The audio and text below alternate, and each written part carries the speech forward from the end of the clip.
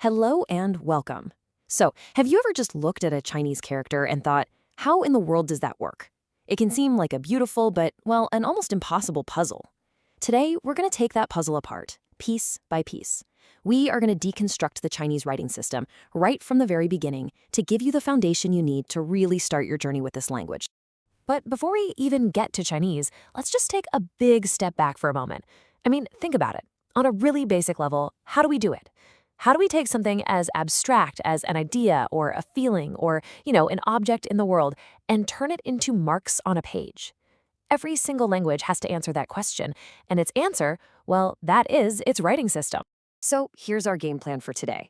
First, we're going to look at the big picture, comparing two totally different ways of writing. Then, we'll dive deep into the two pillars of written Chinese, the characters themselves, called Hanzi, and the system for their sounds, which is known as Pinyin. And finally, we'll pull it all together into a learner's mindset that's really going to set you up for success. All right, let's jump right in with our tale of two systems. Because, you see, to really get a handle on Chinese writing, you have to understand that the way you probably write right now with an alphabet is just one way to solve the problem. It's not the only way. Okay, let's break this down. Over on the left, you've got alphabetic systems, like English. The letters C, A, T, by themselves, they're just sounds. They don't mean anything. It's only when you string them together to make the word cat that you get the idea of that furry little animal. Now look over to the right at logographic systems. This approach completely flips that logic on its head. A single symbol, just one character, represents the entire concept all at once. And this is the world of Mandarin Chinese. So now that we have the theory down, let's see it in action.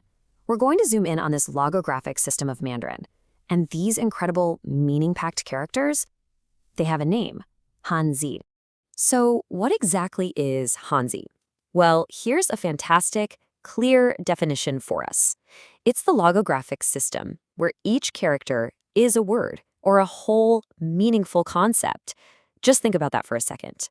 Unlike our letters, these characters don't need to be combined with anything else. They stand on their own, already full of meaning. Let's look at our very first example. This character here is run. It means person. And if you look at it, you can almost see a little stick figure walking, right? It's a little echo of its ancient pictorial origins. Now, its pronunciation is ren. To make that R sound correctly, you want the tip of your tongue to curl back a little bit, almost touching the roof of your mouth. Let's try it. Ren. Ren. See? One character, one complete concept. And here's our second one. This character is yum. It means mountain. And again, you can totally see the picture in the character, can't you? It looks just like a mountain with 3 peaks. The pronunciation is shan. So when a native speaker sees this character, the brain doesn't sound out s, a, n.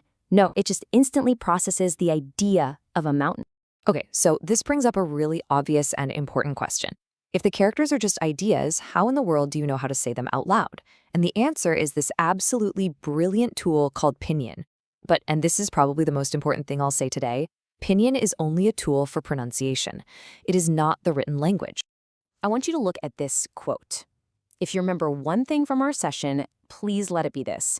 Pinyin is for your mouth and your ears. Hanzi is for your eyes and your mind. They have totally separate jobs. Understanding this from day one is going to save you so much confusion down the road. And this table just lays it out perfectly. Look at this. For the single concept of mountain, you have these two distinct parallel pieces of information. You have the Hanzi, shan, which gives you the meaning and is used for writing, and then you have the Pinyin, shan, which tells you how to pronounce it. It's really a perfect illustration of how these two systems work together in harmony. So that brings us to our final and maybe most important section, the learner's mindset. Because look, understanding this whole dual system thing, it isn't just a fun linguistic fact. It is the fundamental mental model you absolutely have to adopt to learn Mandarin successfully. This right here, this is the mental process. Every single time you encounter a new character, your brain has to do 2 separate things. Step 1, you see the Hanzi, and you connect that shape to its meaning. Then, step 2, you look at the Pinyin to learn how to actually say it. You're constantly managing these 2 separate but deeply connected streams of information. So let's boil it all down. What's the bottom line?